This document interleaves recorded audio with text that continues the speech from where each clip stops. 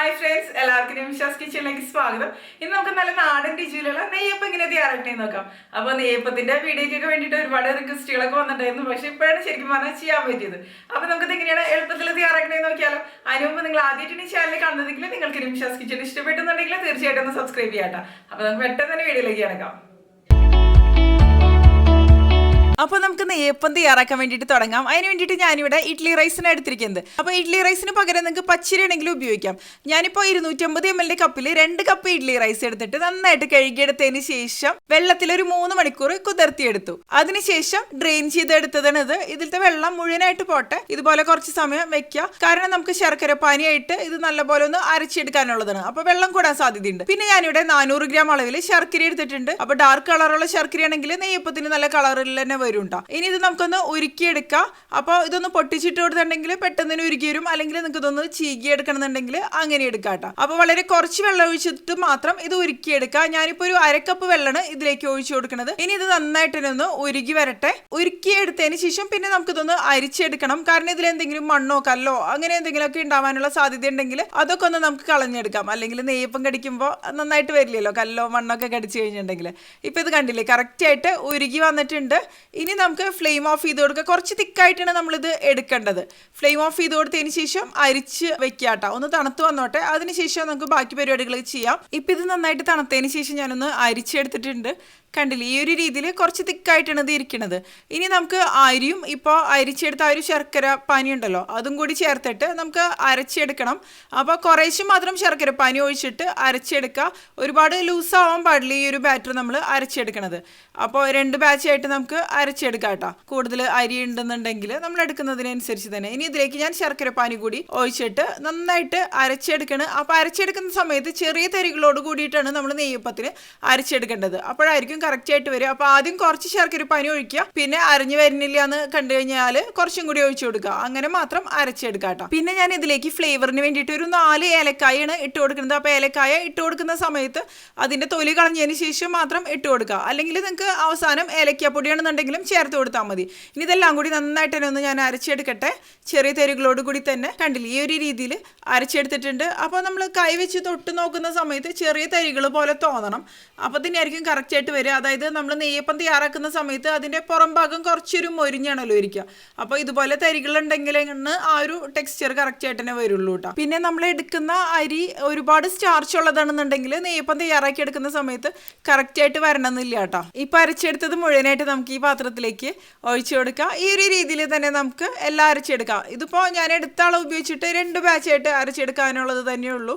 അപ്പോൾ ശർക്കര പാനി ഒഴിക്കുന്ന സമയത്ത് നിങ്ങൾ നോക്കിയിട്ട് തന്നെ ഒഴിക്കാട്ടോ. അതായത് മധുരത്തിനനുസരിച്ച് നമ്മളിപ്പോൾ 400 ഗ്രാമാണ് ഉരുക്കിയെടുത്തിരിക്കുന്നത്. അപ്പോൾ നമ്മൾ എടുക്കണ ശർക്കരയ്ക്ക് അനുസരിച്ചൊക്കെ ചിലപ്പോൾ മധുരത്തിൽ വ്യത്യാസം ഉണ്ടാവും കേട്ടോ. ഞാനിപ്പോൾ ഇത് മുഴുവനായിട്ട് ഇതിലേക്ക് ഒഴിച്ചു കൊടുക്കുന്നുണ്ട്. ഇതിപ്പോൾ മധുരം കറക്റ്റായിട്ട് തന്നെ വരും. ഇനി ഇത് നമുക്ക് നന്നായിട്ട് തന്നെ ഒന്ന് അരച്ചെടുക്കാം. അപ്പോൾ നെയ്യപ്പം എന്ന് പറയുമ്പോൾ പല രീതിയിൽ തയ്യാറാക്കി എടുക്കാൻ പറ്റും. ഇതെന്ന് പറയുന്നത് ട്രഡീഷണൽ രീതിയിൽ തയ്യാറാക്കുന്ന ഒരു നെയ്യപ്പത്തിൻ്റെ റെസിപ്പിയാണ്.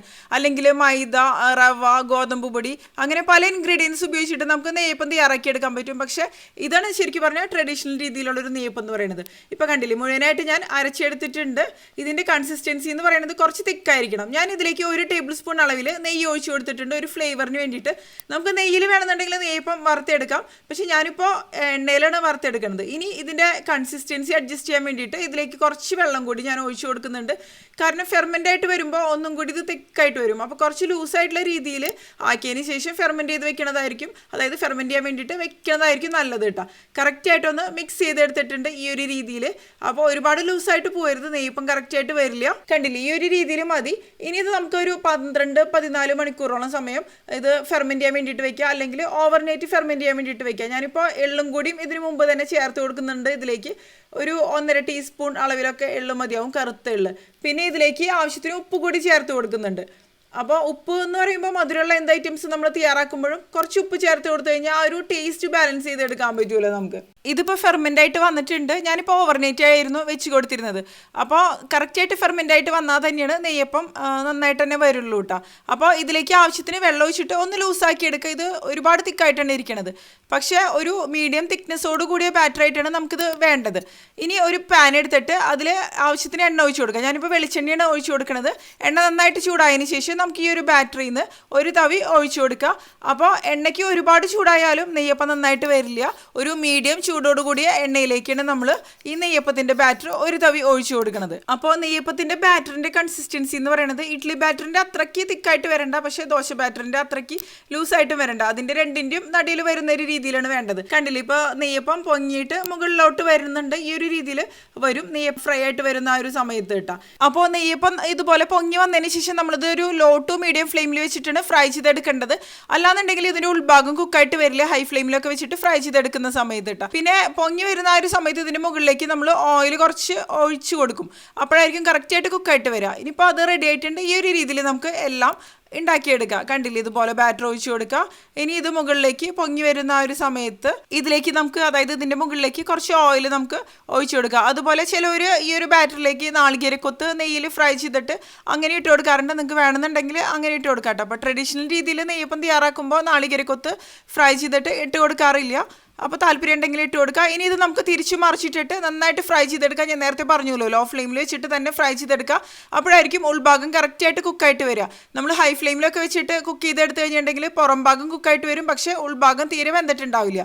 ഇനി ഇത് നമുക്ക് കോരി മാറ്റുക. ഒരു സ്ട്രെയിനറിലേക്കോ അല്ലെങ്കിൽ ഒരു കിച്ചൺ ഡിഷിലേക്കോ ഇട്ട് കൊടുക്കുക. അപ്പോൾ എക്സസ് ആയിട്ടുള്ള ഒരു ഓയിലൊക്കെ ഒന്ന് പോയി കിട്ടും. ഇനി അടുത്ത നെയ്യപ്പം നമുക്ക് ഈ ഒരു രീതിയിൽ തന്നെ തയ്യാറാക്കിയെടുക്കുക. അപ്പോൾ നെയ്യപ്പം ഉണ്ണിയപ്പം തമ്മിലുള്ള ഒരു വ്യത്യാസം എന്ന് പറയുന്നത്, ഉണ്ണിയപ്പത്തിൽ നമ്മൾ സാധാരണ രീതിയിൽ പഴം ചേർക്കും, നെയ്യപ്പത്തിൽ പഴം ചേർത്ത് കൊടുക്കാറില്ല. അതുപോലെ ഉണ്ണിയപ്പത്തിൻ്റെ ഒരു ടെക്സ്ചർ എന്ന് പറയുന്നത് ഒന്നും കൂടി, അതായത് കുറച്ചും കൂടി സോഫ്റ്റ് ആയിരിക്കും. പക്ഷേ നെയ്യപ്പത്തിൻ്റെ ഒരുപാട് സോഫ്റ്റ് ആയിട്ടുള്ള ഒരു ടെക്സ്ചർ ആയിരിക്കില്ല. നെയ്യപ്പത്തിൻ്റെ ടെക്സ്ചർ എന്ന് പറയുന്നത് ശരിക്കും പുറം ഭാഗം നന്നായിട്ട് മൊരിഞ്ഞിരിക്കും, ഉൾഭാഗം കുറച്ചൊന്ന് സോഫ്റ്റ് ആയിരിക്കും. ട്രഡീഷണൽ രീതിയിലുള്ള നെയ്യപ്പം എന്നൊക്കെ പറയുന്നത് ആ ഒരു ടെക്സ്ചറോട് കൂടി തന്നെയായിരിക്കും ഇരിക്കാട്ടോ. ഇപ്പോൾ കണ്ടില്ലേ, ഇതിപ്പോൾ റെഡി ആയിട്ട് വന്നിട്ടുണ്ട്. ഇത് നന്നായിട്ട് ഫ്രൈ ആയിട്ട് വരുമ്പോൾ നമുക്കത് കോരി മാറ്റാം. അപ്പോൾ ഒരുപാട് സമയം ഇട്ടിട്ട് ലോ ഫ്ലെയിമിൽ ഇട്ടിട്ട് ഫ്രൈ ചെയ്തെടുക്കരുത്, ഒരുപാട് കട്ടിയായിട്ട് മാറും. അതായത് നെയ്യപ്പത്തിന് തീരെ സോഫ്റ്റ്നെസ് ഉണ്ടാവില്ല. അപ്പോൾ ആവശ്യത്തിന് തന്നെ സമയം ഫ്രൈ ചെയ്തെടുക്കാട്ടോ. ഇപ്പോൾ കണ്ടില്ലേ, എല്ലാ നെയ്യപ്പവും ഞാൻ ഇതുപോലെ റെഡിയാക്കി എടുത്തിട്ടുണ്ട്. അപ്പോൾ ഈ നാടൻ രീതിയിലുള്ള നെയ്യപ്പം തയ്യാറാക്കി നോക്കിയതിന് ശേഷം കമൻറ്റ് ചെയ്യാൻ മറക്കരുത് കേട്ടോ. പിന്നെ നിങ്ങൾക്ക് വീഡിയോ ഇഷ്ടപ്പെട്ടെന്നുണ്ടെങ്കിൽ നിങ്ങളുടെ കൂട്ടുകാരിലേക്ക് ഒന്ന് ഷെയർ ചെയ്യുക. അതുപോലെ വീഡിയോ ലൈക്ക് ചെയ്യാനും നിങ്ങളുടെ അഭിപ്രായങ്ങൾ കമന്റ് ചെയ്യാനും, പിന്നെ നിംഷാസ് കിച്ചൻ സബ്സ്ക്രൈബ് ചെയ്യാതിരുന്നുണ്ടെങ്കിൽ വീഡിയോ ഇഷ്ടപ്പെട്ടെന്നുണ്ടെങ്കിൽ തീർച്ചയായിട്ടും സബ്സ്ക്രൈബ് ചെയ്യാം. അപ്പൊ നമുക്ക് മറ്റൊരു അടിപൊളി റെസിപ്പി ആയിട്ട് വീണ്ടും കാണാം.